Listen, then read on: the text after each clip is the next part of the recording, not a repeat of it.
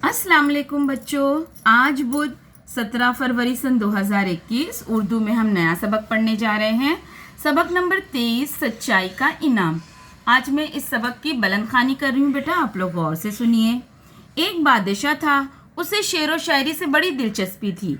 एक दिन उसने कुछ शायरों को बुलाया और उन्हें अपने दरबारियों में शामिल कर लिया। उनकी तनख्वाहें भी मुकर्रर कर दी।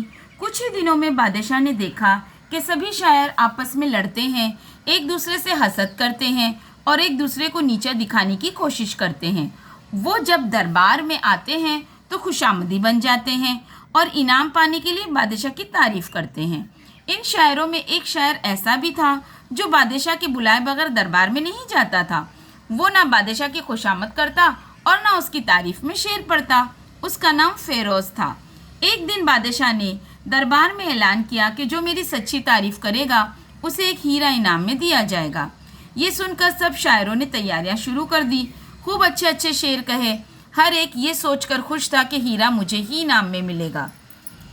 एक खास दिन बादशाह ने सभी शायरों को दरबार में बुलाया और कहा, मेरी तारीफ में जिसने जो कुछ लिखा है सुनाए। एक शायर उठा और आगे बढ़कर उसने अपनी नज़्म सुनाई। दरबारियों ने उसकी बड़ी तारीफ की। बादशाह ने उसे एक हीरा इनाम में दिया। हीरा पाकर उसे बड़ी खुशी हुई। वो सलाम करके बैठ गया। उसके बाद दूसरे शायर ने अपनी नज़्म सुनाई। दरबारियों ने उसकी भी तारीफ की। बादशाह ने उसे भी एक हीरा इनाम में दिया। वो भी खुश होकर सलाम करके बैठ गया। इस तरह सारे शायरों ने अपनी अपनी नज़में सुनाई और इनाम में हीरा पाकर बाग बाग हो गए। फेरोज अपनी जगह बैठा रहा। उसने कुछ नहीं सुनाया।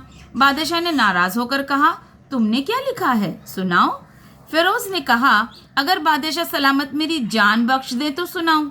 बादशाह ने फौरन कहा, जाओ, तुम्हारी जान बख्श दी, अब सुनाओ।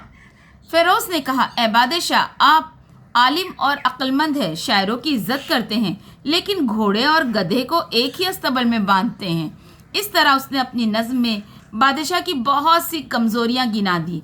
दरबारियों को बड़ी हैरत हुई और उन्होंने सोचा कि बस अब फेरोज की खैर नहीं, ये ज़रूर मारा जाएगा।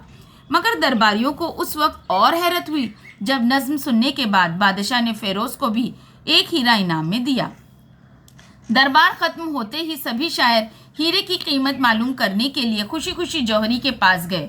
वो फेरोज को भी अपने साथ ले गए। जौहरी ने हीरों को देखकर बताया कि सब के हीरे नकली हैं, सिर्फ फेरोज का हीरा असली है। दूसरे दिन बादशाह ने फिर सभी शायरों को दरबार में बुलाया और पूछा, इनाम पाकर कौन खुश है और कौन रंजीदा।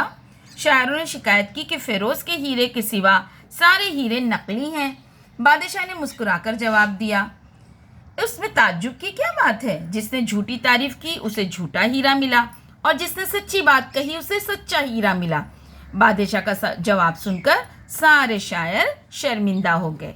ठीक है बेटा, तो आज हमने इस सबक की अच्छे से बुलंद खानी की है।